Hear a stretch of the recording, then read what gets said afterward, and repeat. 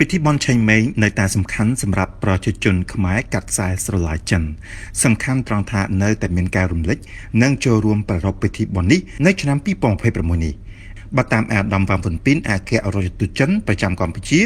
បានរៀបរាប់កាលពីថ្ងៃទី5ខែមេសាដែលជាថ្ងៃដ៏សំខាន់នៃបុណ្យឆេងម៉េងនៅកម្ពុជាថាប្រទេសចិននិងកម្ពុជាមានទំនៀមទម្លាប់ដូចគ្នាឬស្រដៀងគ្នាជាច្រើនប្រទេសចិនមានពិធីបុណ្យឆេងម៉េងហើយប្រទេសកម្ពុជាមានពិធីបុណ្យភ្ជុំបិណ្ឌប្រជាជនប្រទេសទាំងពីរមានប្រពៃណីដ៏ពុះផុងគឺការនឹករលឹកដល់បុព្វបុរសនិងការរំលឹកពីអតីតកាលដែលនេះបានឆ្លុះបញ្ចាំងយ៉ាងពេញលេញអំពីភាពជិតស្និទ្ធនៃភូមិសាស្ត្រប្រជាជនមានទំនាក់ទំនងនឹងគ្នាទៅវិញទៅមកនិងផ្សារភ្ជាប់គ្នានៃសរសៃឈាមរវាងប្រជាជនចិននិងកម្ពុជាលោកប៉ាងរតនាមន្ត្រីស្រាវជ្រាវនៃវិទ្យាស្ថានសិក្សាចិនរាជបណ្ឌិតសភាកម្ពុជាដែលបាននាំគ្រួសារទៅចូលរួមធ្វើរៀបចំពិធីបុណ្យឆេងម៉េងនៅស្រុកកំណើតជាមួយនឹងសាច់ញាតិបងប្អូនបានប្រាប់ផងដែរថាសម្រាប់ខ្ញុំតកតងទៅនឹងពិធីបុណ្យសែនឆេងម៉េងនេះឬក៏ហៅថាសែនភ្នោបាទថាសំខាន់ក៏បានថាមិនសូវសំខាន់ក៏បានប៉ុន្តែសម្រាប់ខ្ញុំក្រុមគ្រួសារខ្ញុំតែងតែធ្វើរៀបចំពិធីបុណ្យឆេងម៉េងនឹងរៀងរាល់ឆ្នាំសម្រាប់ខ្ញុំពេលវេលានេះគឺជាឱកាសមួយមិនខុសពីប្រជុំបិណ្ឌឬក៏ពិធីផ្សេងដែលជាឱកាសសម្រាប់ក្រុមគ្រួសារបងប្អូនខ្ញុំអាចជួបជុំគ្នាជាពិសេសគឺក្រៅពីបងប្អូនបង្កើតយើងនៅមានចដូនមួយចទួតមួយដែលយើងរស់នៅទីទៃពីគ្នាធ្វើការឬក៏ឆ្ងាយពីគ្នាជាឱកាសមួយដែលយើងមកជួបជុំគ្នាបាទជួបជុំគ្នាហើយយើងបានរីករាយសប្បាយជាមួយគ្នាជាពិសេសយើងបានបន្សល់ទុកនៅចំណងនៃមនោសញ្ចេតនារវាងបងប្អូនហើយនិងកូនក្មួយជំនាន់ក្រោយទៀតឱកាសនោះឯងជាឱកាសដែលចដូនមួយចទួតមួយឬខ្សែស្រឡាយគេនឹងគេអាចស្គាល់គ្នា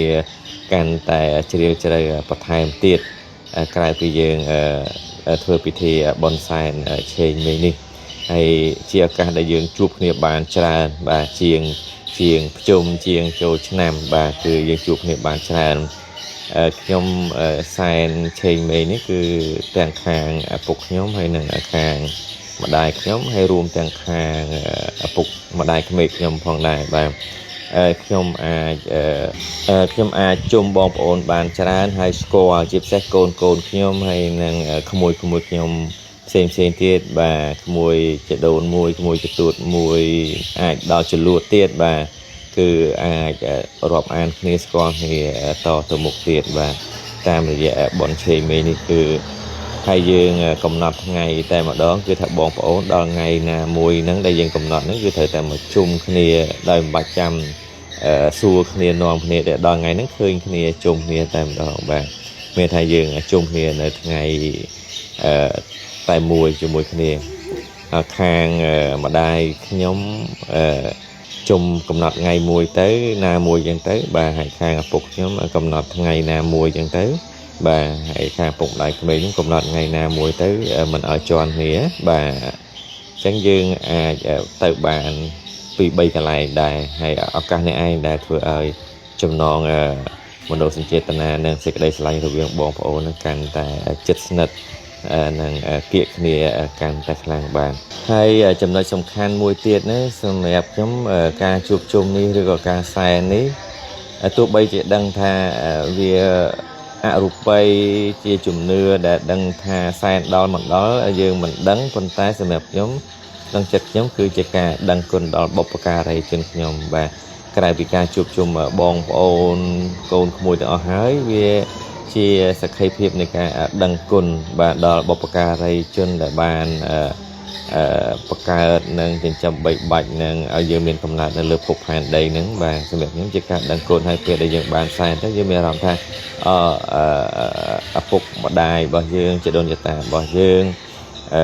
យើងនៅតែរំលឹកគាត់ហើយដឹងគុណចំពោះគាត់ដែលបានបង្កើតយើងហើយនឹងចិញ្ចឹមបីបាច់ពុតគង់យើងឲ្យមានថ្ងៃនេះចឹងណាបាទសម្រាប់ខ្ញុំគឺជាការដឹងគុណសំខាន់បាទ ហើយការអុជធូបខ្សែនេះធ្វើយ៉ាងម៉េចក៏បានមានអីដាក់នឹង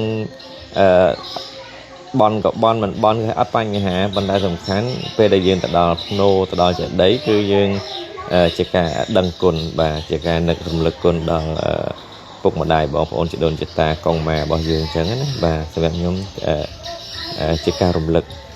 បាទជាការរំលឹកនឹងការដឹងគុណបាទអរគុណច្រើនបាទដូច្នេះអាចនិយាយបានថា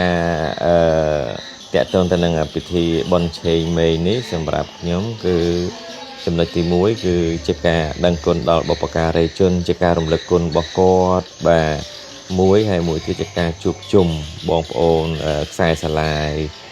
ចដូនមួយចទួតមួយចលួតមួយឲ្យជុំគ្នានៅភ្នោតាយាយឬក៏ភ្នោពុកម្ដាយយើងអញ្ចឹងបាទ